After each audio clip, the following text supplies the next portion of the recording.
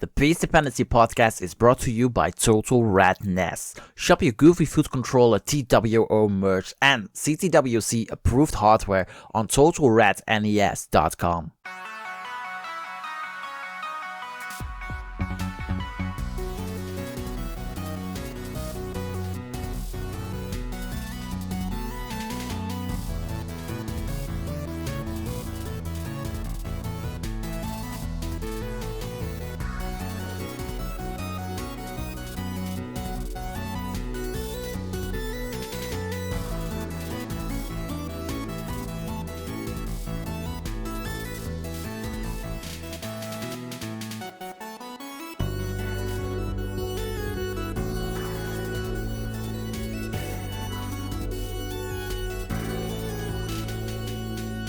Welcome to the Peace Dependency podcast.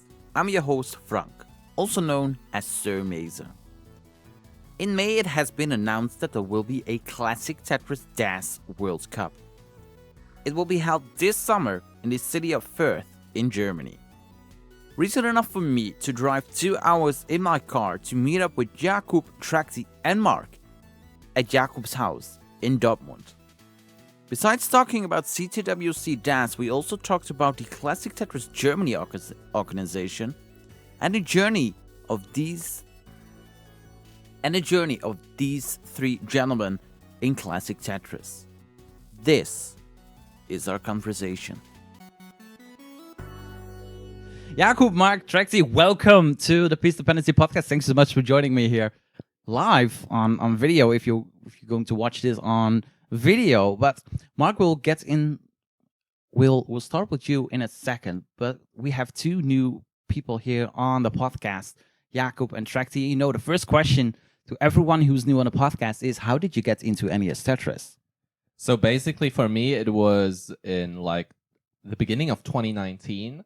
The YouTube algorithm, as usual, got me into the 2018 finals of Jonas and Joseph. Yeah. And I really, really liked the live audience and the atmosphere. And I was fascinating of such a simple game like Tetris being so complex at the same time. Yeah. And even with the different play styles, this just blew my mind. And I was like, okay, let's get into this game and start grind. But did you know they were playing that game? Did you know there was a world championship before you saw that video? No, I've never known that before. It was like basically the YouTube algorithm saying, "Oh, hello, I have something like a Tetris tournament." Yeah. I know there was a game named Tetris, but I neither knew the version nor I did know that there was a world championship about this. So what did you do after you saw that video? How did you get into the community? So firstly, I grinded for myself like the first 2 months. On an emulator or yeah, console? It was emulator first. I didn't live at an own flat like now. Yeah. So I had only my laptop and an emulator. So I started grind first. Got like quickly into those. I had half a year and then I got like 350k PB. Yeah. And there was like the 2019 CTWC Gamescom qualifier where I met Marq the first time. He was winning this tournament, by the way. That was the tournament that was announced 3 days prior to the event, right? Yeah. Yes. And yeah, but I already, because I got into the game because of the Joseph Jonas video, I was so excited to meet Jonas IRL. Yeah. Rest in peace at this moment to him. But it was such a nice meetup. He was so kind. Yeah. I went to him. I told him like, "Hey yo, I have a 350k HPB. How to get better?" And he just told me, "Yeah, you just need to start 15 and just practice, and you'll get 400 quickly," and so on. And did that happen? Yes, it did. Like 2 weeks after the tournament. Oh, nice. And did you know there was going to be that NES CTWC qualifier? Did you Did you buy tickets because of that, or did you already had tickets for that convention? No, I already had tickets for the convention. It was Gamescom is like well known in Germany and also in Europe as well. So I was like, oh cool, let's get to Gamescom. And on Gamescom, I heard like, oh, there's this Tetris tournament. Yeah. I could go over there and play a bit. Nice. And how did you get more involved within the community? Because currently you commentate the German Liga. That's a tournament that's held now for the second season, I guess. It's like already the third NTSC season, and we'll get into the PAL fourth season in July. Oh, wow. So you commentate that, you do a lot of CTL, or you used to do a lot of CTL, you did a little bit of CTM, CTP, and all that. How did you get into commentating NES Tetris? So I guess the first commentating experience was like a very, very scuffed setup on CTP 2019 December, I believe was it.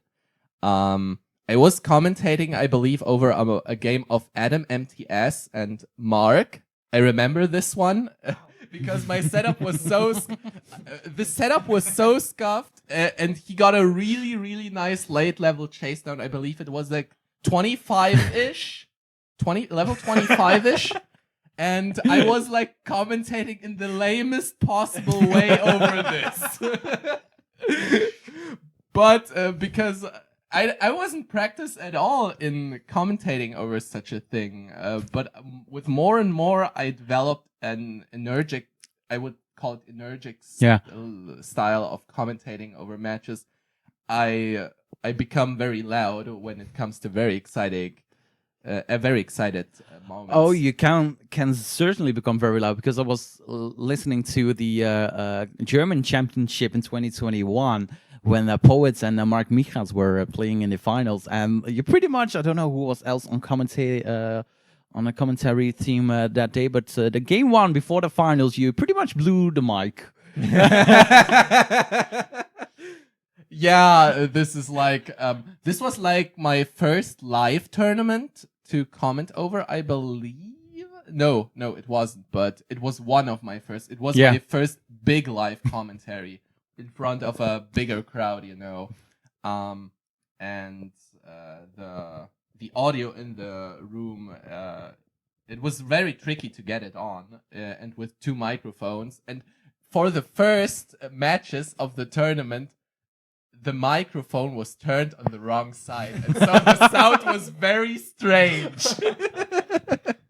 Professional. Yeah, true. Germany stands for professionalism. But hey, no one noticed it, or no one told us. Like it was only like the first 5 minutes where someone said the mics aren't turned on at all. But after this, no one told anything. Like, oh no, this is a bad microphone quality. So you are a max out player. Yes. How was your grind to a max out? This grind took me like I got my max out in October 21. This is like already, oh my goodness, it's already like 9 months ago almost. Feels like yesterday, actually. Feels like yesterday, that's true. So as I told you, I started at the beginning of 2019 with grinding. So my first bigger PB, which like also got me my first kill screen, was in the beginning of 2021 with an 889. Yeah. And this PB stood for a long time. And after this, I was very much stuck on that one. This was my last emulator PB, because after this moment, I said to me, 19 plus on emulator is like very, very hard for me. Yeah. So I got my first CRT, I got my Retron and the Tetris cartridge, and just grinded till the end. And did you feel the difference between playing on console and playing on the emulator? Yes, it's such a big difference. Even if you do this emulator settings with like 1 frame run ahead, it's just such a big difference in feelings, and it feels so much better just with the real deal. So when felt you like you were going to commit to the grind to the max out? I think this is grinding to max out is like the goal, this first big goal for every DAS player out there. So when I saw what scores are able can be done, then I just committed to at least have a max out. And now I'm in the state, like after I got my first, I'm now at this state at this moment 5 max outs. Yeah. PB of A94, and I plan only to get my DAS 1.1 and then just switch to a different technique or quitting the game. No. I won't quit the game. Just I will just probably switch to roll. I'm already about to practice this new technique. It's just so overpowered. I mean, Tractie was watching me yesterday in the evening doing some roll attempts, but I didn't get anything yesterday. It's just so day dependent if the roll is good or it isn't. It's just about grinding once you have the grip out and everything. And do you plan to play full roll or do you want to switch, be a hybrid player? So right now I practice with the fractal grip, I would call this. Yeah. This is like you have, so I roll with right. I think fractal rolls with left, but I have the same thing for right hand rolling. Yeah. So you put it on your left, on the knee basically. Yeah. And roll with right from below. And that's like my rolling grip. And from switching from DAS to this grip is very hard. So if I plan to implement this, because my 18 stacking with DAS is decent, I would say. Yeah. My 19 is garbage, but that's not the thing. So I would probably go like for playing 18 with DAS maybe, and then switch to roll into the transition to 19 plus. That would be maybe a good thing to go. Yeah. And Tractie, how did you get into NES Tetris? Actually, with me, it started the same as with Jakub. So I watched the 2018 World Finals between Jonas and Joseph. But from there, it took me a little longer to get into the scene compared to Jakub, because like I didn't really start playing at first. I only watched like CTM and CTWC and stuff. I didn't even know it was a German community by then. So I started playing like emulator.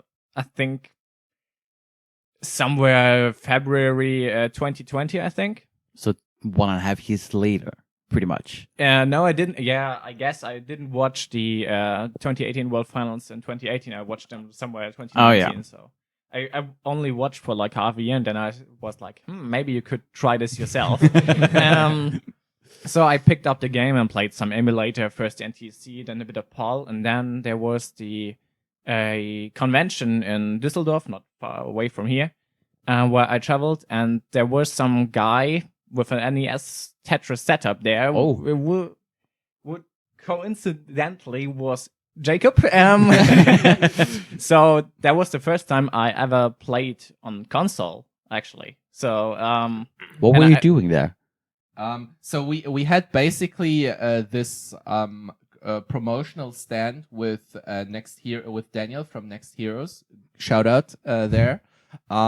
We had like this one Tetris station and the high score challenge. So any casual can go there, play a bit, and get a high score noted. And at the end of the day, whoever has the highest score gets a goodie or something.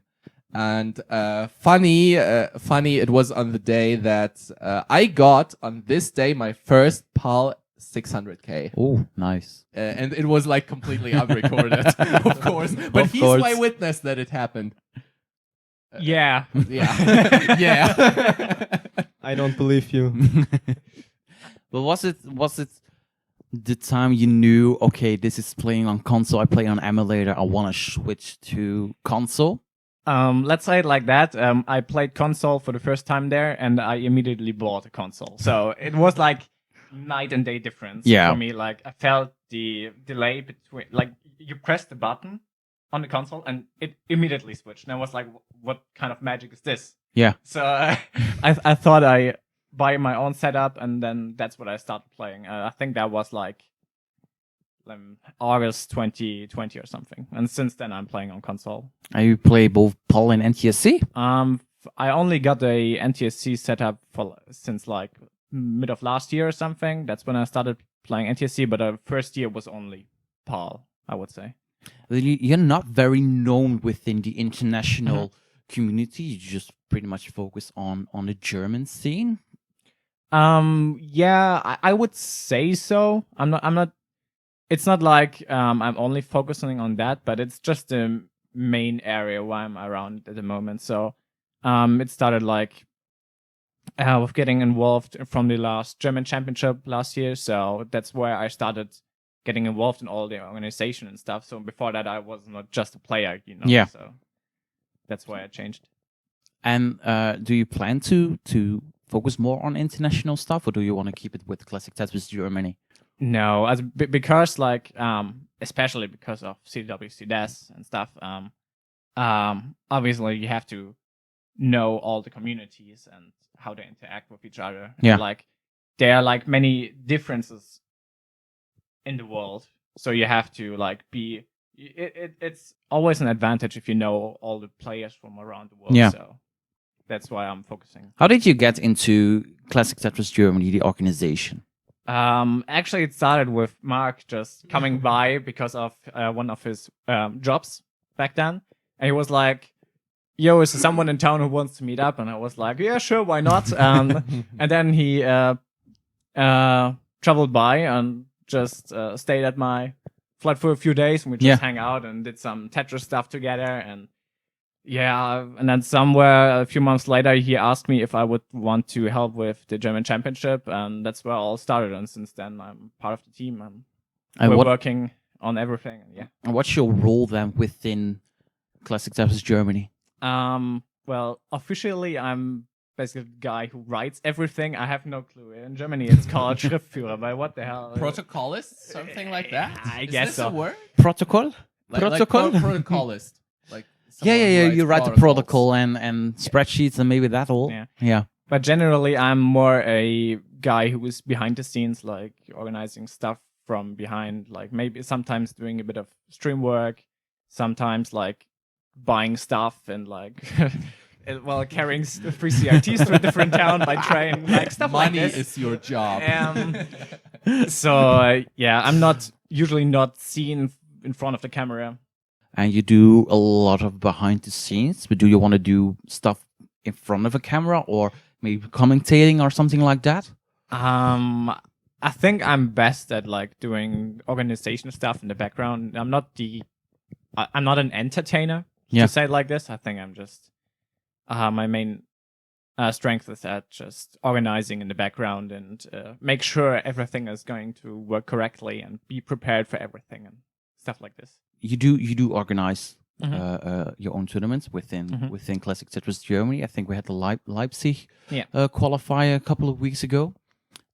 Is it fun to organize something like that, or do you want to say, okay, just give me one job, let me do the protocols, let me do this, and I don't want to worry about the rest? I mean, of course, it's always easier if you have a lot of people who can help you, and so you can distribute all the tasks to many different people. Yeah. It just makes sure that everything is working correctly and everyone has his own job and everyone can focus on that solely. Sadly, it wasn't quite like this in Leipzig because I was basically those two peeps weren't there, for example. So I was just I wasn't on my own, but like I had to search for a lot of external help from my friends and stuff who don't even have something to do with Tetris, because it was quite a big event. We had like more setups than at the German championship, for example. Oh, really? So it was like we had like 10 setups plus Game Boy setup plus a PlayStation setup there. So for what? PlayStation for Tetris, yeah. Oh, just as a side station, because it was an event where just like randoms who don't have anything to do with Tetris could come by. So like kind of like a convention, but it was like free to participate there for everyone, visitors also and organizers both were like free to participate. So like there were a lot of people coming by, and because we weren't like that many people, it was a bit difficult to control everything. But in the end, it worked pretty well. I can't recall if you ever played a match online. Actually, I do. I'm just not that popular, I guess, because like I'm playing CTGL, I'm playing CTP. Okay, not in like the last few months, but I played CTP like 8 times, surely. I was playing CTWC as well. Actually, I managed to qualify. So Nice. So, and I played in CTEC against Poet actually in the first round. So like I'm playing quite a lot of tournaments, but I'm just not the kind of flashy guy that like screams like, "Hello, I'm here." So I'm just always a bit in the background. That's why I'm not. It's hard to notice me outside like this. Maybe when I looked it up, I was only focused on the major NTSC tournaments and pretty much like classic Tetris ball and all that. But yeah, like I didn't know that you that you played in CTEC, which is supposed to be the biggest tournament in PAL every year. I actually managed to qualify every time since I tried. Actually, in the first year, I was pretty lucky and got almost PB from level 9, which managed me to qualify. And last year, I got PB to qualify for CTEC. Somehow, CTEC quali is always PB land for me.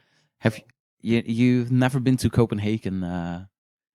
Sadly, I wasn't part of the scene before COVID, so I only started like when all the online stuff was happening. So I never had the chance, but maybe this year. Maybe because CTEC has announced that they will go back to live in-person live events. End of the year, they are working on a location and all that. Not much details has come out, but European communities already have making plans to go as a group and. We will as well. Probably. Yes. We need the same happens. But Marq, it's been 1.5 years since we last talked on the podcast. Yeah. And yes, it's been. And rumor has it that you never listened to it. I actually listened to the first half of it, and then I kind of got bored. Nice. Not because of you, more because of me. Like my answers weren't that. It was a time where you cleared 19.5 for the first time in recorded history, and it has been recorded many times since. But you were the first one who got it on a camera. You were the reigning CTWC German champion.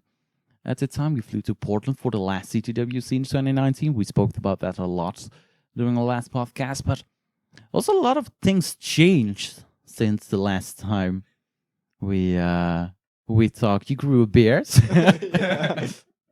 so one of the things. But what was it like for the last 1.5 years? Pretty much after the German Championship in 2020, which was I think in the Next Hero store in Saarbrücken, the COVID one. So what did you do those past 18 months, Tetris wise? I feel like it all went downhill from there. Like 2020 was still okay, but like at some point, especially I don't know, like beginning of 2021. I kind of just got worse at Tetris for some reason. Might be because I had less time on my hand. I got a job for like a few months. It was like a all-time job basically. Yeah. 24/7. And after that, I moved out of my parents' place. I started studying in university. So I just didn't play as much Tetris, and you can tell that I'm not as good as I used to be. Like I lose so many matches right now. Yeah. I don't win any tournaments anymore. You actually lost against me. Yeah. We don't talk about that here. What was it? The German Liga? Or it was on the third qualifier like a few weeks ago. It was like the first qualifying event for the upcoming Germany championship in Bayern? Was In that Bavaria, Yeah, yes. Bavaria. Yeah. Oh, nice. And I have to say, as a player, it's kind of hard for me, because like if you have something you're really good at, and you have also some people who want to see you win and all that, Yeah. it feels great, and then you get worse, and it's basically, you don't have this thing anymore, and it's kind of like it's hard to explain. I had some kind of a crisis, I would say. Like Yeah. I was thinking, am I still good at Tetris? Am I even one of the best German players, even, or am I just like a tier 2 player now? Like, Did you want to quit Tetris? no, Like not playing never quit. competitive anymore? No. Right now it's like I know that I'm not good and I'm not gonna win, so I'm just playing for fun. Because I also don't really care about ELO that much, so I don't care about losing ELO. I don't know what my ELO is right now. I don't want to know, to be honest. I could tell you. No, please don't. I have some good news. I think the results from our local tournaments are not in there yet. That's good. Yeah, but in other parts of my life, it went uphill. Like CTG organization, all that. We expanded the team. Because before that, the team was one person. That was me, basically. And Daniel for the German championships. So now we have Tractie, we have Jakub, we have Jacob, we have Audioholika who's helping as well. We have Mitolex who does the graphics. So it's way more professional. We're Yeah. doing way more tournaments, way bigger tournaments. So that's great. Yeah. Yeah. Let's deep dive a little bit into the Classic Tetris Germany organization. You are a non-profit organization in Germany, so you get money from the government to host tournaments like the Germany Championship and all that, right? We don't get money from the government, Too bad. unfortunately. But we get money from our own pockets. We work hard for it. Yeah, unfortunately, that's not. These pockets are not infinite. Yeah. Infinite. But yeah, we sell T-shirts sometimes. We have a how you say it in English, like a. We can have like entry fees into the organization, right? Or what? It is hard to tell because like the organization thingies aren't that.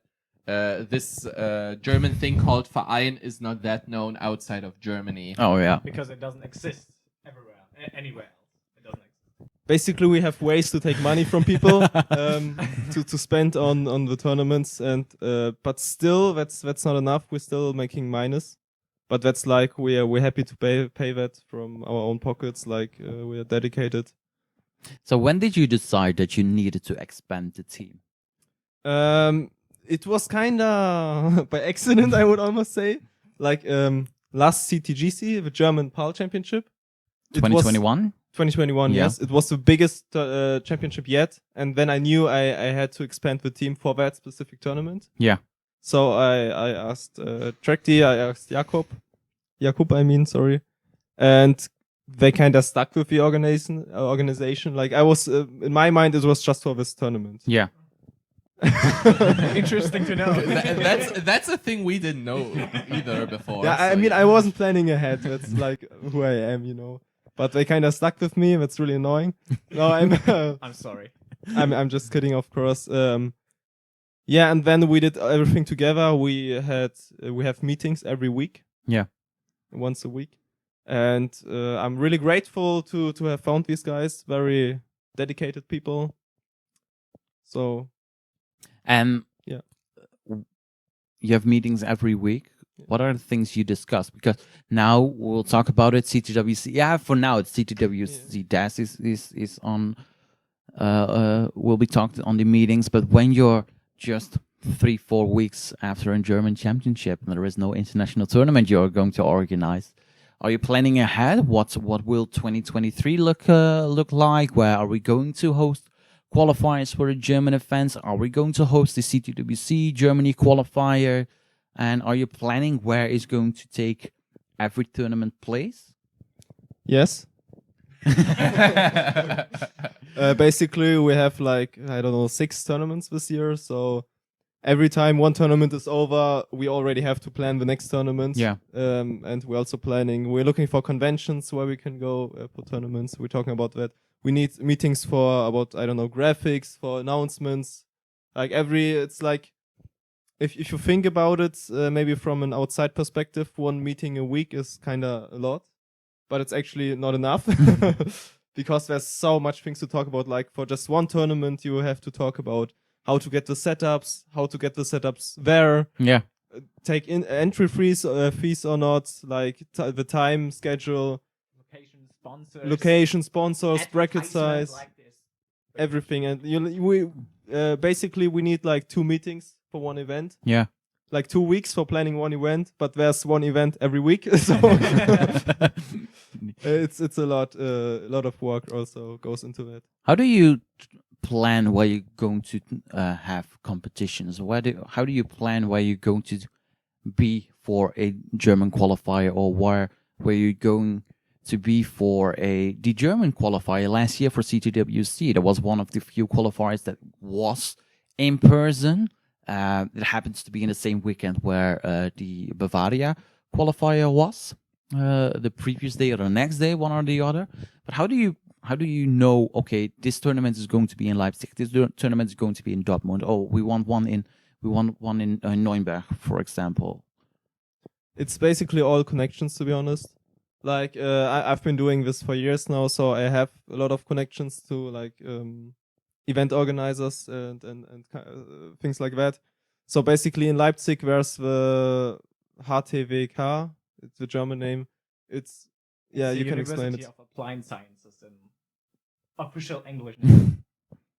Exactly that. And they do like a yearly event, like a video game thing event, and so that's, and he's going to that university, so that was kind of obvious that we were doing something there. And the Bavaria things, we have Audioholika, who's also in the event management scene, and he manages the Pixels bar, I would say, VR bar thing there. So he helped us with this location, for example, and it's like in Saarbrücken in Saarland, we have Daniel from Next Heroes. He has the retro Börsen, retro conventions. Basically, we're doing promotional stands there. It's basically all connections right now. You do also you do like what Jakub did in 2019, I think. Just go to a convention and let people play NES Tetris, and we are Classic Tetris Germany. This is our community. This is what we do. Or are you just planning to do competitions and all that? We're also doing that, both. Like for example, like I said, the retro conventions, there's where there's no tournament. There's just like a station and people can play. Yeah. Because the mindset is on conventions, bigger conventions with many people, we're doing stands, stations, because there's a lot of people who never played. But if, for example, we have one location just for the tournament, then we're gonna do a competition, because no one will go there who doesn't want to compete in this. What are the reactions when you are on a convention and you have a stand and the only thing you have is CRT, is either NTSC or a PAL console with the game, and they were like, yeah, go ahead, play it? I mean, most reactions, if people want to play, we always ask people, do you want to play a little? Most people just say no. like they watch for 10 minutes, they stand there and watch, and then I'm like, do you want to play as well? And they're like, no. And then I walk away. But if people do play, it's always something like, oh, I used to play on my Game Boy when I was little, or oh, my mom played it on her Game Boy when she was little, you know. It's always what you hear, like, I used to play this like years ago. It's so interesting that you have it here. And if we are not on retro conventions, on something else, people always ask, why do you play on CRTs? Yeah. Like, can you not afford like normal screens? And you always have to answer the same question. Always. And aren't they surprised that a 34, 33-year-old game, you show them as a 21-year-old? You weren't even born when the game got released. Neither did I, but it's a game that old, and you're bringing it to retro conventions. But people expect elderly people to stand there and showcase this is NES Tetris, this is what we do. But we have a couple of youngsters here who want to promote this game and the community in Germany and all that.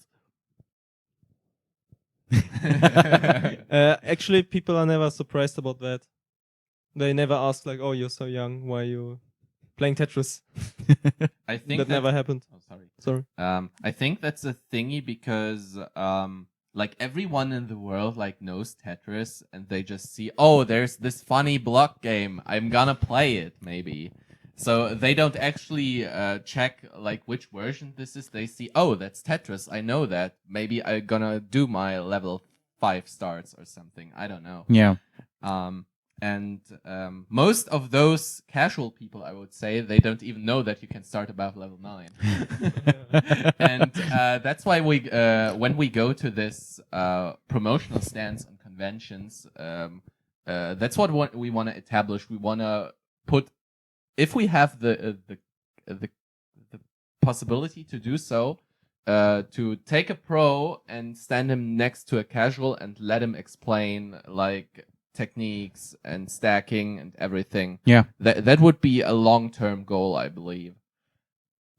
So we can get more and more good people into the scene. This would be very great. Who other players that you met on conventions sticked around in the German scene?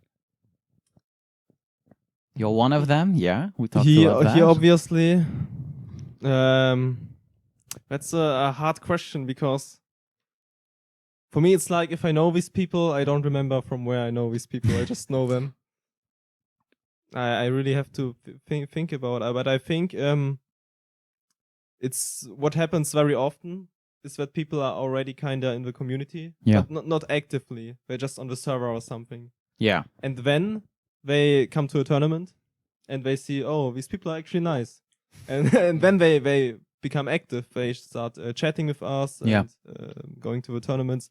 I think it mostly happens that way. Like people watch maybe CTWC, they find the CTG server somehow, they join, and then they attempt a tournament maybe because they're interested or whatever, and then they become active members who start playing in the league and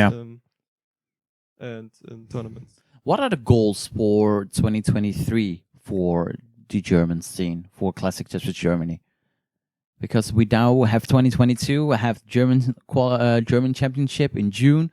We'll talk about CTWC DAS in a moment, but that is going to be held in August. And let me rephrase it. Are there plans for the second half of 2022, or are you going to focus on 2023 after CTWC DAS is done? For now, we're focusing on the first half of 2022. And I think after that, we all need a break, to be honest. It's so stressful right now. But so I think the second half of 2022 will be more like promotional stands and small tournaments. And we haven't really planned about 2023 for now, but it's going to be like every year, go bigger, go stronger. Yeah. So we probably will have to expand the team again because reasons. Yeah. It's getting bigger and busier and all that. Yeah. And is it always paying off, putting time into this organization? Or are there times where you're like, oh my God, I want to quit. Let me stop. I think it's always worth. I think for me it's always worth it. Like, sometimes you can debate if like weeks of organization and like all the spent money and traveling all that way is worth to meet like 7 other people that you met every week basically.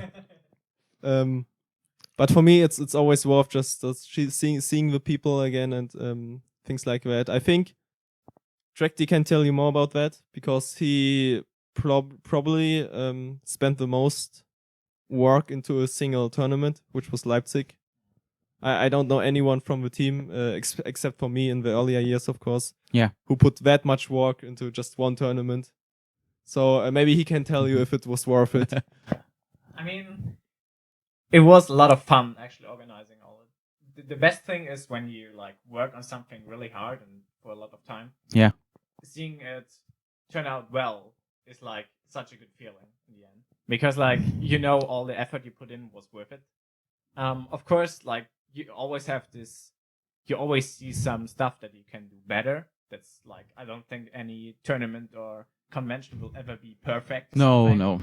But in the end, I was really, really happy with how the tournament went, and especially since it was basically the first tournament I ever organized as a main organizer. Yeah. So although it is a lot of investment and time in things like money and time, but I would say it's definitely worth it.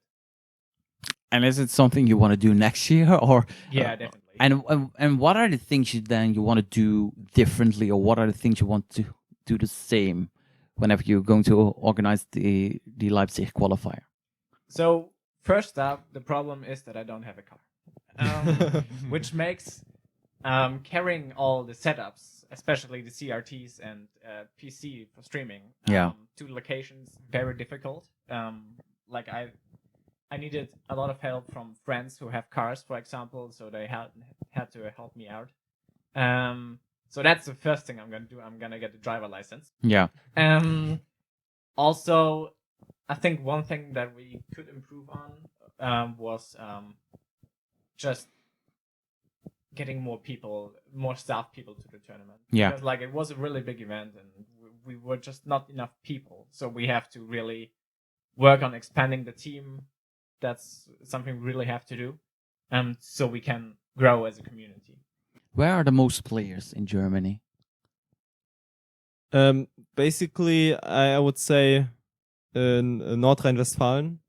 That's where we are now. Where we are right now. There's a lot of players. And then for some reason, there's one really strong hotspot in Leipzig. Yeah, kind of. Kind of where like, usually you have like one player per city. For every city, one player. And then like on a Bundesland, how do you say it in English? It's like a state in the US. Like a sub-state, I would say. You have like, I don't know, 10 to 20 players. And then in Leipzig, there are like 6 players in one city. Yeah. And the funny thing is, most of them started playing individually. Yeah. And then met afterwards. And some of them even went to the same university without knowing that they're Tetris players. Actually true. I studied together with 2 other people who were playing by the time, but I didn't know. Like, and I worked with them in projects and never. Really? It was only like when I watched the game later on the stream, I was like, wait a minute, I know this guy. I've seen this one before somewhere. And you I was like, never talked about hobbies and all that. no, not really. I mean, this guy I'm talking about right now is even more quiet than I am. So we really weren't like talking a lot back then. So yeah, I mean, you're not taking out your laptop in the middle of a class and start playing NES Tetris. So, Well, you can, but I mean, you can, but usually you don't. Okay, sometimes you do, but I know people who are playing Tetris in class. Yeah, I mean, you're gonna maximize your training, right? So It's another thing to bring a CRT and then a console and all that to class. Even though I saw last week on Instagram that Doge brought a CRT and a NES to his class, and they were playing NES games. I think that the thing you need for this is like those CRTs in the size of BV has, for example. Oh, He yeah. has like this really mini things you can smuggle into the classroom and just play like for very secretly. Like you can put a T-shirt over it or something. I don't know. I mean, in BV's case, you can play Tetris on a camera, the lens of a camera. Yeah. And have a max out. Have a max out on that. That is insane. But what was your reaction the first time you saw that person after you saw them on screen?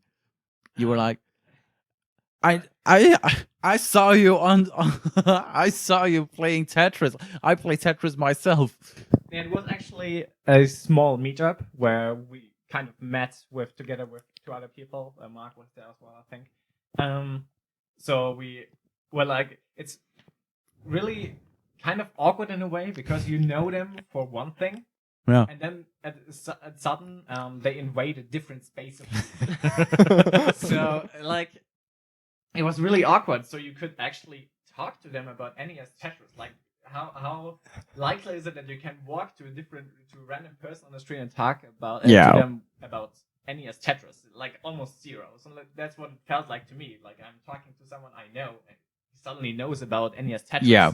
So that was really surprising and a bit weird because we never talked about it. Do you talk a lot about with them about NES Tetris?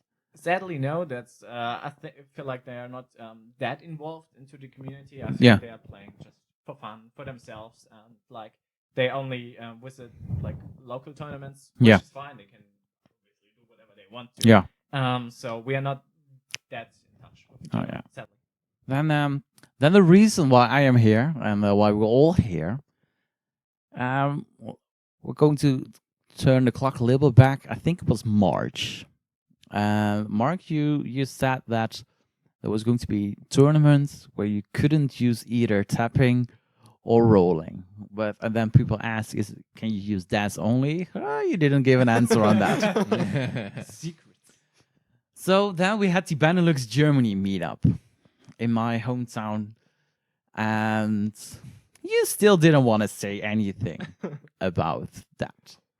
So when we are planning to part ways outside, like the very last moment, you explained to me what was going on. Like, we were ready to take the group picture, and then you explained to me very briefly what was going on. And I was like, I want to get involved in this. So that's where the seed was planted to do this podcast, and I knew I had my season 2 finale. So when, how, and when did you all, where was the seed planted that you wanted to organize a DAS only tournament, and where did you think, oh, let's make it a world championship? Actually, pretty earlier than you would think. I think it was last year, like October or November, October, something about that. And I had the idea, and I think I first told Jakub or Tractie about it. I think it was you talked to us like in the beginning of 20 of this year, like very early January or something. okay. Basically, I had the idea back then, but I was feeling like also already about the world championship. Yeah. Because I was feeling, and back then rolling was a thing already, but it didn't take off as much as it was now. So I was feeling like it's not the right time now yet to present it to the team. I really wanted, I don't know how to explain, but I wanted to wait for the right time to present it to my team so that they're also as motivated for that. So I waited with presenting until like beginning of this year. Yeah. And then we had a weekly meeting. And I was like, guys, listen, I have this amazing idea. And I told them, and everyone was so excited about the idea. So that was the plant was seeded. And what did you already do before April, before we met? Because Vince Clementi is on board of CTWC. When did you contact him with the idea that you had? Yes. February, March, April. I don't know. In some month. So basically, we wanted to make some rough estimations about like where would it take place, when it would be take place, bracket size, like the basic stuff. We already thought about that because we wanted to go to Vince and tell him, hey, we have this great idea for the World Championship, and we would like to do it like this.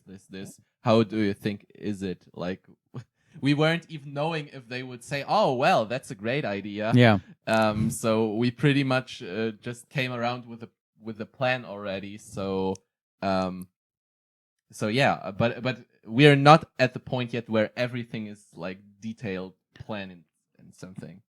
Currently, you mean, or back in the day? Yes. Yeah. Maybe when the podcast comes out, we know a lot more, but Yeah. not while we're recording this. So, what was Finn's reaction? At first he was he liked the idea. Yeah. But at first he was kind of skeptical about making it a world championship Why? because he was thinking that not every player who would like to attend could attend because of COVID still. Yeah. But after, I mean, COVID situation is getting better and better. And then after some time, he was cool with the idea and he liked the idea. He was also helping out with organization a little. He got us a sponsorship with Hyperkin for the Retrons. We got some Retrons for that. Nice. So now he's fully on board. And yeah. Shout out to Hyperkin. Yeah. Sponsor of the DAS World Cup. Yeah. So you brought up that people can't can't participate in the DAS World Cup because of COVID. So we'll talk about the details of the DAS World Cup a little bit later on. But let me throw this in. The 2 or 3 weeks ago, the announcement was made that there will be a DAS World Cup. And the first thing, and it's pretty much going on still since then, is that why do you want to have a world championship, A, in Europe, and B, for DAS only? I mean, DAS only is kind of obvious, I would say, because rolling and tapping, especially rolling, is taking over. And with tapping, DAS players had like 0.1% chance. And now with rolling, they have like 0.00001% chance, maybe. And I feel like we are talking about that with different people like Grand Design as well. But many people feel like rolling is actually a blessing for DAS. Because rolling is the thing that made DAS only tournaments and stuff like that. Yeah. So that's obvious. We want to give DAS players a chance. Because not everyone can learn rolling. Not everyone wants to. And I am. The bigger idea is to make it like like in other sports you have different categories of the same sport. Yeah. Like in swimming you have, I don't know, like freestyle, you can do everything, and then you only do one specific style of swimming. The goal is to make it kind of like that. Oh yeah. Maybe someday even completely DAS structure around the world with its own qualifier tournaments and all that. Is that a plan that you want to have qualifiers for the DAS World Championship? I mean, that's not completely in our hands because obviously they will be around the world. Yeah. But we want that to happen at some point. Yes. But what do you think about the critique that the top 10 DAS players, most of them are Americans, or some of them are Americans, they can't participate? Scamper 9 organized the CT DAS tournament that pretty much concluded when this announcement was made. So people go, but the CT DAS, that was the true world championship, and you can't have everyone to fly to Germany and go to Fürth and participate there. So in a way, maybe it's the same with CTWC. Whenever that will be announced, or wherever that will be announced, it might be the same. But what do you think of that critique? That it is a world championship, but can it be a true world championship because not all of the best players can participate or have the money or the time to fly out? I think you can look at all the tournaments in different perspectives. Like if you look at only one perspective, which is having the most skill and finding the best player in the world, then obviously Scamper's DAS tournament will be the real world championship. It's the same with CTWC. If you only look at as many good players as possible, or I should say as many of the top 1% of players, just about skill, finding the best player, then CTM is the real world championship, not CTWC. But with the free life tournaments, there's so much different factors, so much different perspectives. Just also the meetup factor. like we don't have a meetup that big in Europe. Yeah. We have CTEC, of course, but that's more like a European only thing. And CTWC for me was never only about finding the best player. Yeah. But also about like connecting with the community, and it's way healthier for community growth to have IRL tournaments. Yeah. So that's why we're doing it IRL. There was never a doubt that you wanted to go IRL. There was never thought about let's go online. No, basically in the German scene, I think we never had a bigger online tournament. Even with the COVID, we were looking for ways to do the stuff IRL. If you look at the tournament history in 2020 especially, I think Germany was the only country that had an IRL tournament. Poland also had a IRL tournament in Poland 2020. as well, of course. And the funny thing was, we talked about that on episode 4 of the podcast, and that like within the time that the recording took place and the airing of the recording, Poland had had their IRL championship, so we couldn't include that one. Yeah. So I think the whole online thing was great for that time, but I actually think in long term it might have hurt the community a little bit, because now people are used to organizing online tournaments. Yeah. And I think that should change, because now if you look at the regional qualifiers, many are still online. Yeah. Which doesn't make sense if it's a regional qualifier, you know. So I think a long-term goal would be to have every major thing offline. Yeah. Except for, of course, CTM, CTP, and all the leagues, the different online tournaments that are supposed to be online. Yeah. And how do you decide where you are going to organize a tournament like this? Because you have whole Germany, and then the city that has been chosen was the city of Fürth. What is it? Adjacent to Nürnberg, in the north of the Bavaria state. You have contacts in Saarbrücken. The German championship was held in a small cinema in Saarbrücken. Why not go there, or why not go for different locations that you already had qualifiers? The idea was that we already have the German PAL championship in Saarbrücken, and we are planning on having CTWC Germany there as well this year. So it just doesn't make sense to have every German tournament in one city. We kind of want to build everything up across Germany. But if you have all the infrastructure there in Saarbrücken, because you know the place, you know the tiny amount of area you had for the sound and all that. I mean, one thing is that Fürth is much more accessible for people in Germany, and also like for coming from Europe, even from overseas. Yeah. Because there is Frankfurt Airport, and like Saarbrücken is like, it might be pretty near, but there is no good connection there. It's like in a little bit of nowhere. Yeah. And Fürth is like much better accessible. Also, we have our connections there as well, so we are not getting into trouble with infrastructure or anything. So that's why we chose this location. We do know that the CTWC dance is going to take place in the city of Fürth, but we don't know a location yet. Can you tell us now where it's going to be held, or do you have multiple options? There is one location that is pretty much confirmed already, but it cannot be announced yet. When do we know when it will be announced? As soon as it's ready. Political correct answer. Also, I will make a cut here because I need to attend the toilet.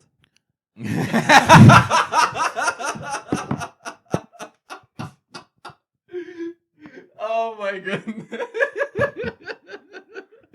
Mic drop.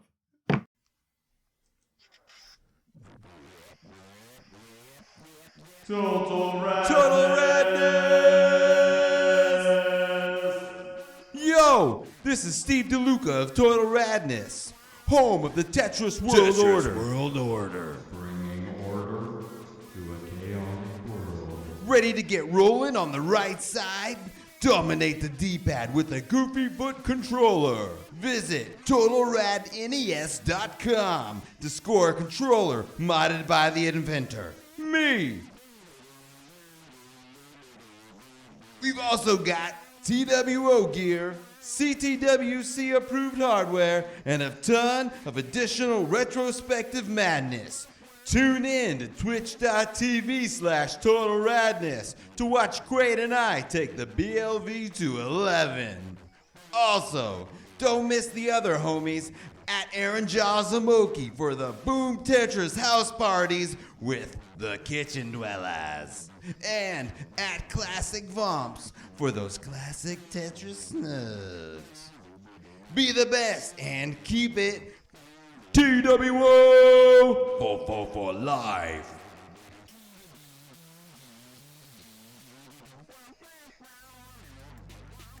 We will return to the conversation in a minute.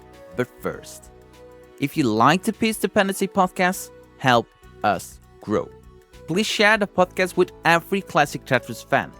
Follow us on Twitter and Instagram at Peace Dependency.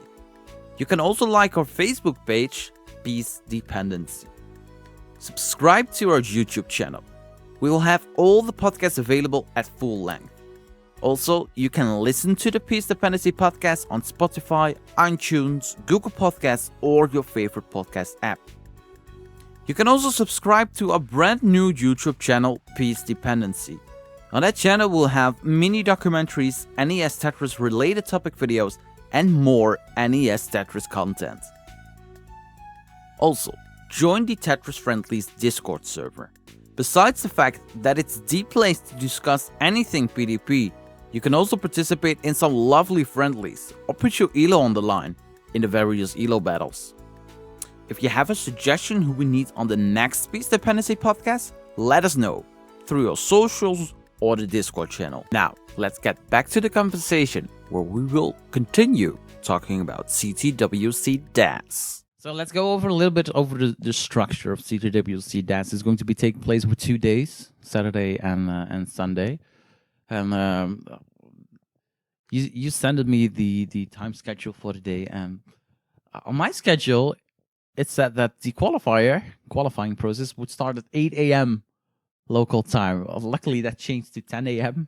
and now it's going to be a long day because you will have 5 hours now of qualifying.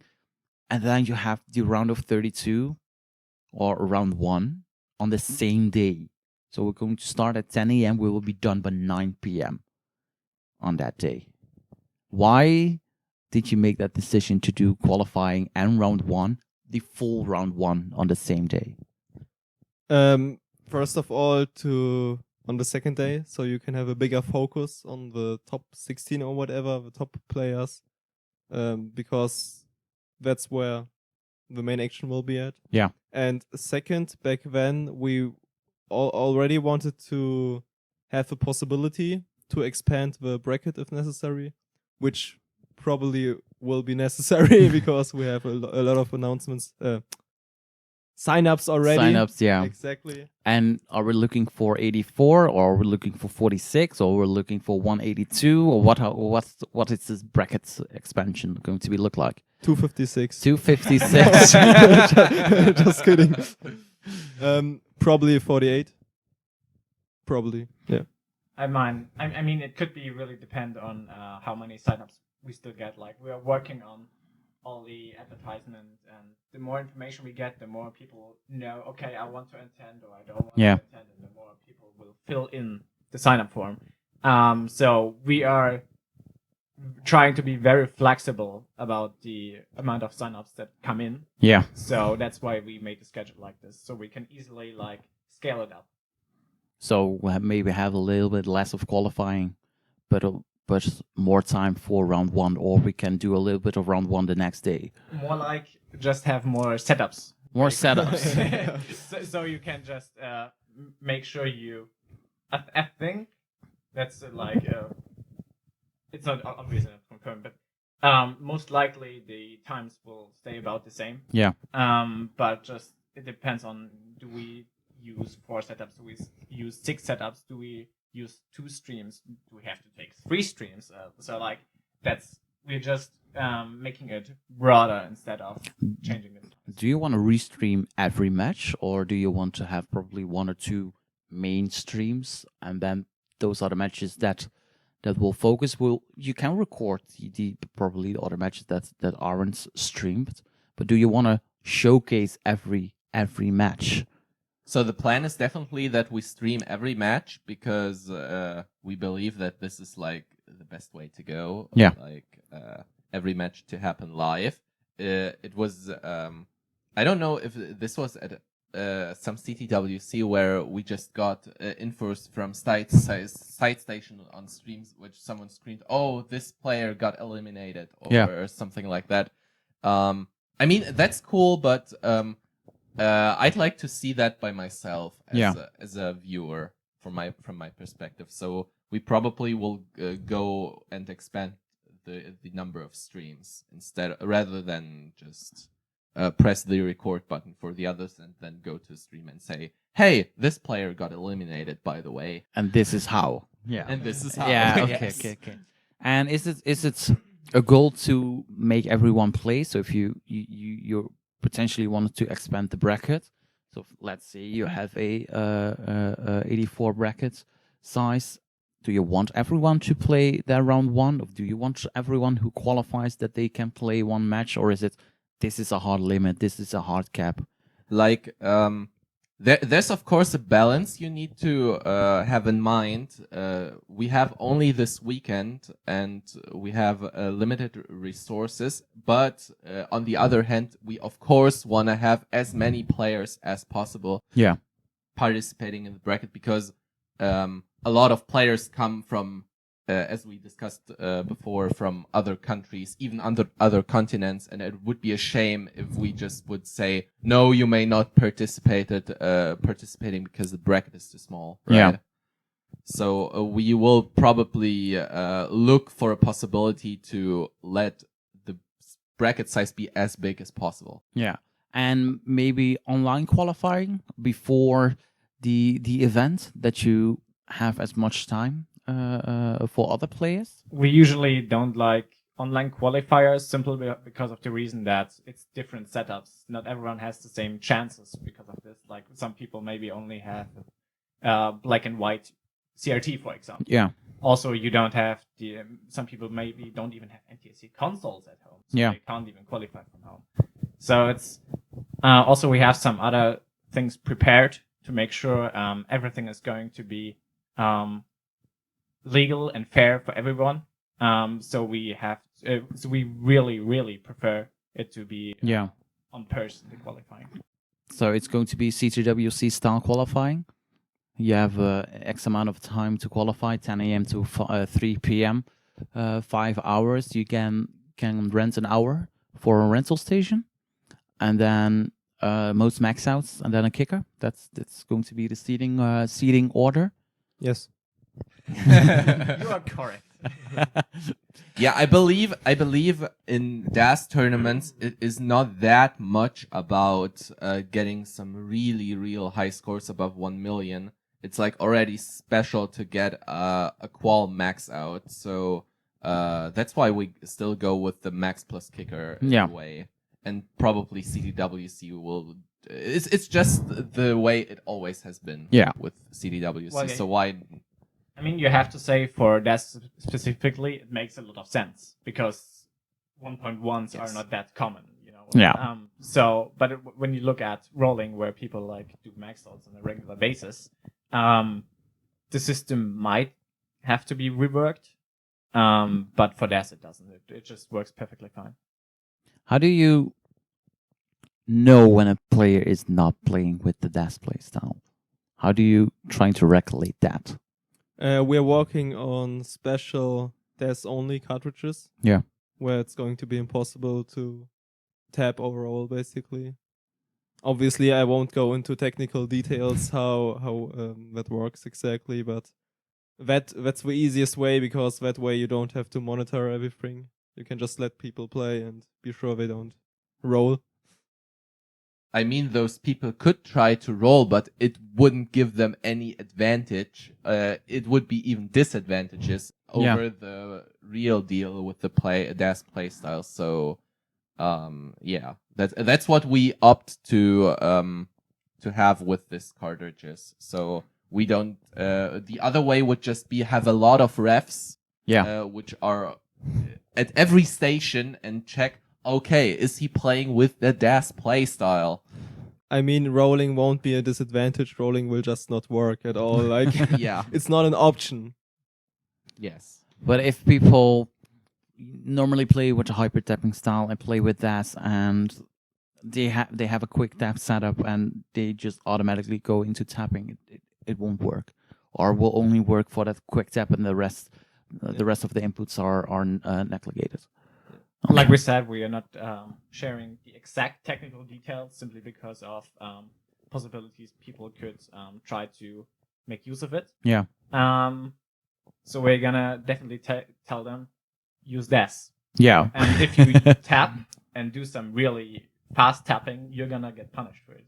So obviously we still have to see like what kind of punishment. Of course, if someone is like messing it up or doing some accidentally taps or something, like you can always have some sticky situation with your controller where you accidentally tap. You're not gonna get disqualified.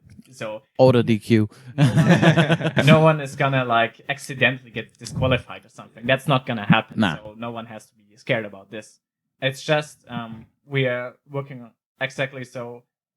Our goal is obviously that no one can exploit tapping. Yeah. At the same time, no one gets, no DAS player gets, how do you say, Punished by accidentally tapping. Yeah. Like, so there is a fine line between that. And yeah, we don't really want to share how exactly we are going to do that. But we have plans for that. And it's still yet to be play tested, but we're working on that. And who is going to work on the event itself? Are there already commentators announced? Do you already have a host for qualifying? Who will be host generally of the event and all that? First of all of us, obviously, the whole CTG team will have to work on that. We also have a big Polish team. Chris Forrest obviously managed to bring some people together who will all help with the organization and the setting everything up. And we don't have specifics yet, who's going to commentate and who not, but we have a really many people already, a really big team of helpers. Yeah, so we're confident having enough hands. And what is traveling to Firth like? So there is, I think, a €9 ticket for the German train. What is that? Can you explain a little bit what that is? Yeah, it's basically a ticket which you buy for 1 month, and it only costs €9, which is at the moment like exactly 9 USD. Yeah. And which allows you to make use of all regional trains, tram, like how do you call it? Say it like underground trains, Subway, buses. Like you can take everything, yeah, except for long distance trains, which like cross cities and stuff. Yeah. But of course there are like regional trains that travel between cities as well, which are just a little bit slower. That's all. So you can basically travel through entire Germany. Yeah. For €9 in 1 month, which is amazing. Yeah. Really. So that is, there are a lot of airports here in Germany. Which is the one you prefer that people fly to and then take the train to Firth? So people have many different options. There's the one I would recommend for most people would be Frankfurt. Yeah. Simply because it's the biggest one and you get the most cheapest tickets there. Yeah. So, but there's also the opportunity to fly to Munich, which has a good airport as well. And it's a bit closer actually to Fürth. But the problem is that flights might be a bit more expensive. Yeah. So that's the two big ones. Otherwise, you can also fly to Berlin, but that's the longer way by train in the end. If you want to cut costs, it might be an option though. Yeah. For not overseas flights, I want to add that you can fly directly to the city of Nuremberg. Yeah. But I think there aren't landing any planes from overseas or Oh, yeah. something. That's like for more some of the closer flights. So I heard already of people which will fly there and just take like a bus or a train directly to the location or something. I'll just go by car. Or you will just go by car, yes. That works as well, yeah. It's a 5.5 hour drive for me, so it's worth it. Don't need to carpool with you, Jakub. I wouldn't have a problem with that, to carpool with you. Nah, we're looking for Benelux. Don't go into carpool with the Benelux because I'm not anywhere close with anyone from the Benelux. I'm the only one east side of the Netherlands, and everyone is who are playing in the Netherlands. Rocco's playing up north, and the rest is all west side. And then we have the Belgian players. I don't want to travel 3 hours to Belgium first to travel 7 hours to Germany. Like I'm already 2 miles from the German border. So one sneeze and I'm in sneeze and I'm in Germany. But when you scout locations and like you said, you pretty much have one confirmed. Do you look at overnight destinations for people? Where can they stay? Is that a factor that you need to bring in with your decision to held a tournament like this in a city, for example, now Firth? Yes and no, because from my experience, you can find good places for overnight pretty much anywhere, even in Saarbrücken. Yeah. We will also, for this tournament, we will obviously help people find places to stay, because especially from overseas, maybe people are not used to looking up these kind of things, looking up hotels. They don't know where to find cheap hotels. Yeah. So we will definitely look some places up and recommend them to people. Yeah. Yes. And then going back to the tournament itself, qualifying is on Saturday, round 1 is on Saturday. What is the decision? Why is the decision made that every match is a level 18 only start? Well, I feel like for a DES World Championship, the skill level in the community, even with DES, is so high that level 15 just doesn't make sense anymore. Also, it's easier to plan with a schedule. Yeah. If you're having the same level. So that's basically the main reasons. I would like to add one thing as well to an earlier topic. I know you can cut that in or just leave it here. I don't care how you do it, but about the everyone gets to play thing. Of course, not everyone is gonna be in the bracket. So we are also planning on having things like site. I'm not going tournaments. anymore. Excuse me? I'm not going anymore. I'm not going to play in the brackets. I mean, everyone is going to be in the bracket. And now we will obviously have things like side tournaments, side stations, also stuff for casuals. For example, if you're not that good of a player, to play comfortably on level 18 plus, you can still attend, you can still qualify, and you can play in the side tournaments.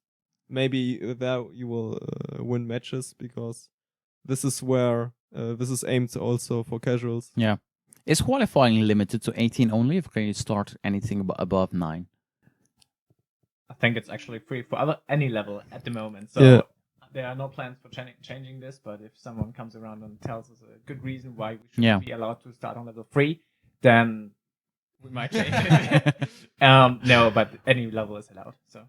So you said that you were going to also focus on casual players. Is it hard to reach those casual players, because currently it's only known within the community? Yes, CTWC has made an announcement on the socials, but I feel like the players that are going to show up, or the people that are going to show up, are known names within our community. So how do you want to attract the people who are not in the online scene? I think people will attend there who are not that good, like casual player.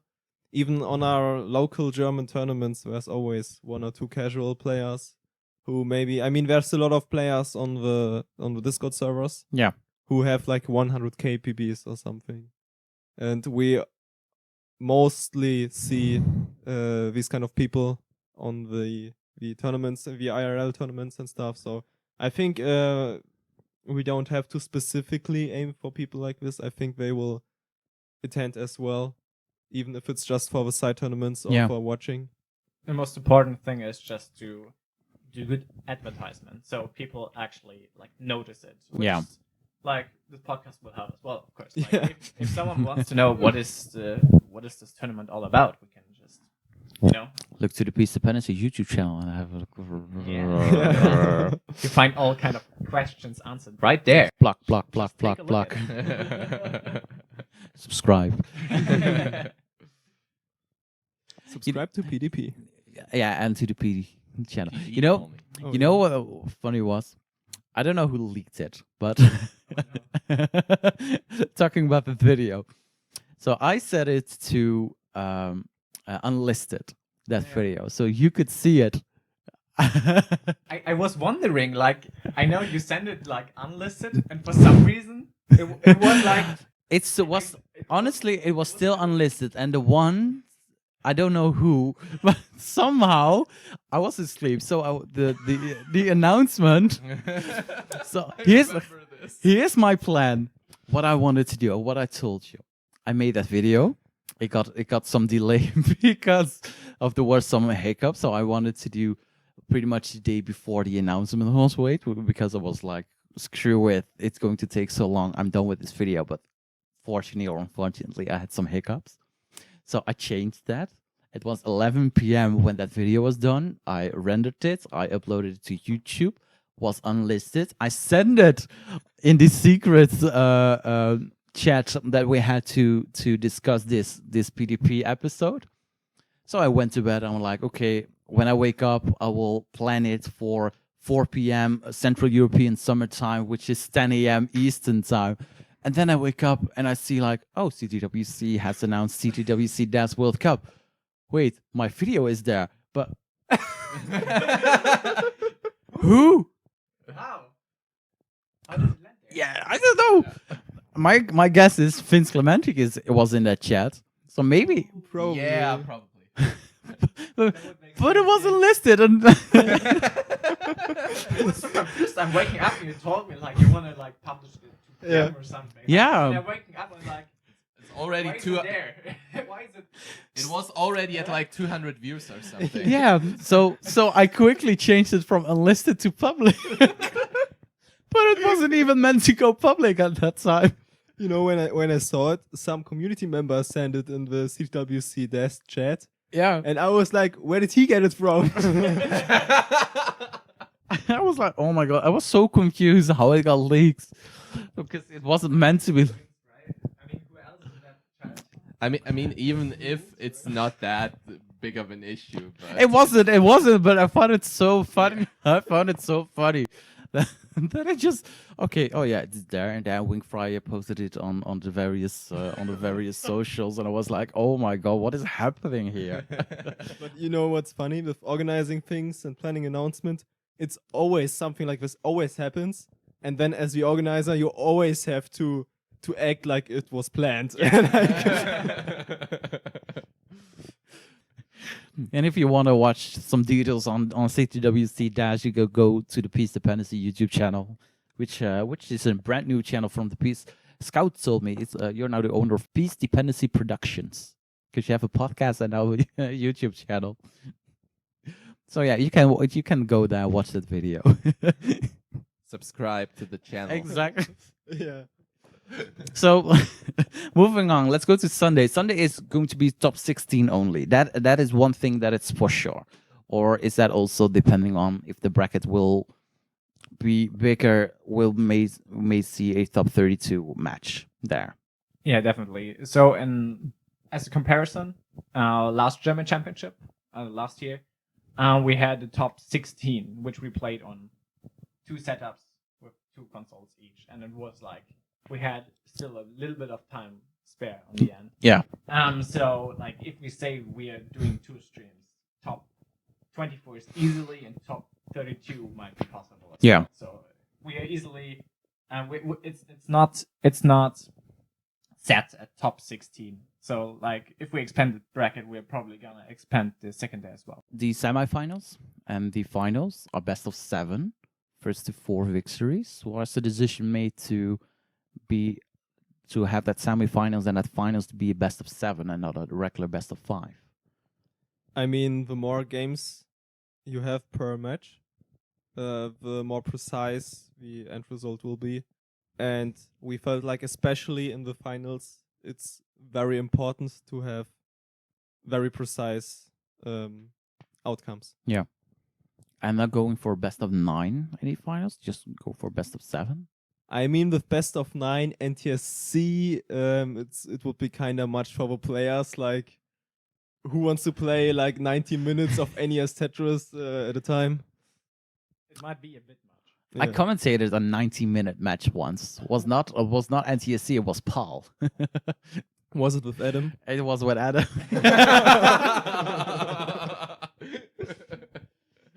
It was the top 8 low puck cup Oh yeah. broadcasts, and the finals was a best of 13. And between Marq and Marq Michas, and it was 1-0, 1-1, 2-1, 2-2, and it ended up 6-6. So we had the final deciding match, a match of 90 minutes, and Aki was with me in the commentary booth for the first few matches, and he fell asleep or went away. so I had to do the finals by myself, and then Adam joined. And Adam was joining, and it was like the color commentator. So I was doing play-by-play. He was going to do color commentator, but a freaking 90-minute match, one match. I'm used to calling for 90 minutes, but then if I look at the ELO clash, for example, then I have like 5 different matches already and not one single match. Yeah, we decided that best of 7 would be a good compromise between having a competitive and accurate result and not playing 2 hours for a single game. So that's why we chose it. Even though we already have same P sets for everyone. So that's something that was very important for us. Yeah. And we're using special cartridges, like we said before, to make sure everyone is getting the same P sets. Yeah. Especially with this, you're sometimes very RNG dependent. So, like, having some player top out because they get a 56 drought, and while the other one gets 3 long boss. One of the greatest DAS players is still Jonas Neubauer, and there hasn't been talk, but it's something that comes up to my mind now. He is the DAS player. People still call him the greatest of all time, even with now the players who play the tapping or the rolling style. Is there some kind of tribute going on for Jonas? Do you plan that, or are you trying to plan something like that? We all obviously talked about that, since this is also an important topic for me. I knew him back then. I'm part of a community for a pretty long time now, compared to most people. Got it. Yeah.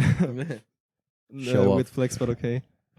So we decided not to have a Jonas tribute, or at least not a very, very big one. Not a trophy. Yeah. Because what I feel like there has been many Jonas tributes, like in CTWC, and we obviously will do something small, like in the qualifier. You had like a picture of Jonas in the slides, Yeah. or something like that.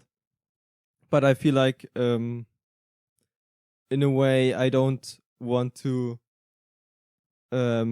shove this in people's faces all the time. Like, Yeah.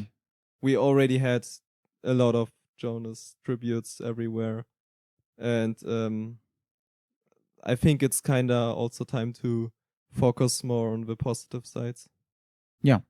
That's fair. And is it going to be a tournament that should celebrate the life of death? Huh? We want to convince people that death isn't that. Yeah, that death isn't that. Yes, that's one of our main goals. Like, you have still the player base of people only playing the death technique, saying, no, I don't want to learn tapping. No, I don't want to learn rolling. No, I don't want to have butterfly tapping or whatever. And yeah, that's why we want to bring even veterans back to picking up the game. To those who said, "Oh no, there's so many roles, I don't want to play again." Yeah. So yeah, that's the thing we want to accomplish with that. In my opinion, it's a very simple solution to a problem that some people just have no chance competitively without making it like, okay, this is unfair. Like, everyone could play this if they want to. Like, there is no downside of having extra tournaments with specific playstyles. Like open tournaments with any playstyles. It's like in swimming. There's only one kind of technique being practiced. So it's the same in the official championship with CTWC. You only get like, probably it's gonna end up with only rolling at some point. Yeah. So there has to be some. Okay, it doesn't have to be, but it's like better to have a variety to get some. Like, it's not always the same. So you can actually get a fresh air maybe. Yeah. With only deaths only, because like the difficulties with deaths only is way different, because it's way more stacking, way less. Okay, I wouldn't say way less mechanics, because deaths is not easy in any means, especially if you play at a very, very high level. Yeah. Which I don't. But neither do I. but I would say stacking is just a lot of more relevant than when it is with rolling. So CTWC DAS going to be August 20th and August 21st in Fürth, Germany, Bavaria. I'm going to look forward to that. I still don't have my time off then. So my work, if you're listening, I want my off days that. So I'm not 100% confirmed to go. I would like to go. I ask for time off for the weekend, but we'll shall see. But I want to end on a personal note. Like, I always ask, what are the goals for 2022? Or what are your goals in Tetris personally for this upcoming year? Apparently, no one wants to talk, so I'm gonna go first. Personally, for me, 2022 or 2023 long-time goals are like PAL 700k. Of course, I've got PAL 650 at the moment, so 700 is still far away. Yeah. But I'm working on that, and on NTSC, my long-term goal is to get a 19 max out, which it's easier said than done, especially because my PB is something like 770 at the moment. So I'm working on that, but especially since I'm not playing NTSC for that long, I wouldn't say optimistic, but I feel like I've got it in. I've got the capabilities of doing it someday. So I'm working on that, because I feel like that is my playstyle, and I don't see any reason at the moment to change this. Yeah. So I'm focusing on that. And yeah, what else? I'm not sure if I can, like, if there's events will not be as popular at any point. Like, there might be the problem that I'm going to get worse compared to competition, but I don't really care, to be honest. Yeah. So I'm just focusing on my goals and what I can do with the limits I have, and that's all. And Marq? I mean, with Tetris, I don't have really solid goals. I want to get good again, or at least get better. Maybe get a second 700k. Yeah, I'm working on that. The thing is, of course, I want to get back into high level Tetris, into the one of the best players kind of deal. But I really don't know if I have the time for that. Yeah. I started practicing a little more, which means half an hour a day for me, which is not much at all compared to what I I did a few years ago. So I'm just trying to get back into it, but if I can't, I'm not gonna be sad because life goes on. I have different things now in my life I have to take care of. My goals are more in CTG organization than in the playing Tetris side. Yeah. And Jakub? Yeah, like I'm currently like in the middle. As I told in the beginning, I'm currently in the state where I learn the rolling thing.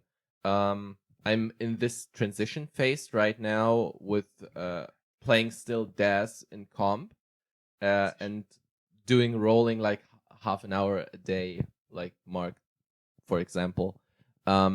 And my goal would be I have a couple of things I didn't achieve yet on DAS. Like I'm 5k short of a 1.1. Oh, man. I am 18k short of 700k PAL. I'm still 250,000 away from 19 max. I won't grind the DAS 19 max because my 19 is as bad as it has ever been. So everyone who has seen a comp match with me, it's past 19. It's just a disaster. Oh, yeah. So I yeah. get that. So yeah, my goals would be at least the 1.1, and afterwards go full switch to rolling. Like I'll make a hard cut in competition with I will do like a few months of break of competition and solely focus on getting into role play style and maybe even pull out crazier scores. I mean, my first roll PB, I got it like a week ago, is like 8 lines on 29. Nice. It's more but- than I have with with any other playing style. And yeah. So yeah, those would be my goals. And of course, next to the Tetris goals itself, I want to focus on this commentator things. Like a lot of people know me through the commentating thing. We received a lot of feedback because of the very energetic commentary on CTGC, for example, even on CTAC. Where I got to commentate over my first international tournament. Jakub and Polister. What a great duo. Oh yes, I love that so much. Polly is so great. Yes, shout out to Polister, such a great guy. I love to commentate with him. And shout out, of course, to Jakub, who is my German co-commentator, also really great guy. But yeah. Commentating is definitely also one of my main focuses on this. And of course for German, and maybe in the future my ultimate goal for this would be to commentate a match on CTWC. That would be so a dream for me. Oh, yeah. All right, Tractie, Marq, and Jakub, thanks so much for joining me here on this in-person Face Dependency podcast. It was a blast to have you on. Whoop, whoop. Thank you for inviting us. Thanks for having us on the podcast, Frank. Very, very a pleasure. And with that all being said, this will be the end of the Face Dependency podcast. Thank you all for listening, and make sure you follow the podcast on Twitter, Instagram, and Facebook. Don't forget to join the Tetris Friendlies Discord server and follow me on the socials at SirMazer. This episode will also mark the end of Season 2. Thank you all who listened this year, and a big thank you to all the guests who made Season 2 of PDP possible. For me, it was a blast this year, and I can't wait to return for Season 3. And Season 3 will start in November.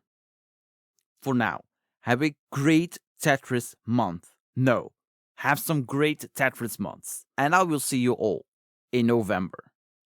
Bye! The Face Dependency podcast was brought to you by Total Red NES. Shop your Goofy Food Controller TWO merch and CTWC approved hardware on TotalRedNES.com.